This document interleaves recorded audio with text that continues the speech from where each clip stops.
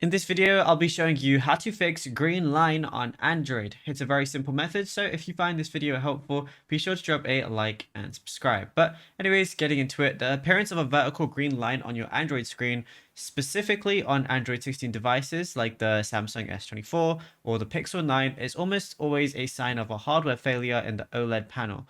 While software updates sometimes trigger the line by causing heat that damages a loose connector, the line itself is rarely a software glitch.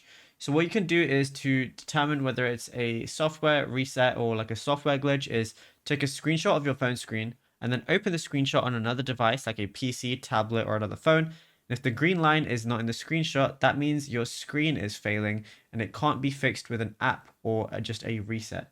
So if the green line is in the screenshot, then that is a bug. So what you want to do is either a factory reset. Now, what you can do is you're going to have to probably get your screen replaced if the screenshot looks fine on anything else. So there are going to be some free, programs depending on where you got your phone from, and also depends on your warranty. So definitely check to see if you have any warranty as well. And what you can also do, if you can't afford a repair immediately, you can try and hide or stabilize the line. So what we could do is go over to the settings application, and then from here, go ahead and find display. Once you're in display, go over to motion smoothness and then switch it from adaptive to standard to see if that will help. And yeah, it's as simple as that. Now, if you found this video helpful, be sure to drop a like and subscribe. And also, be sure to check out all our other tutorials that we've been posting on the channel as well, because there is a lot to go through and you might find something you didn't know about yet.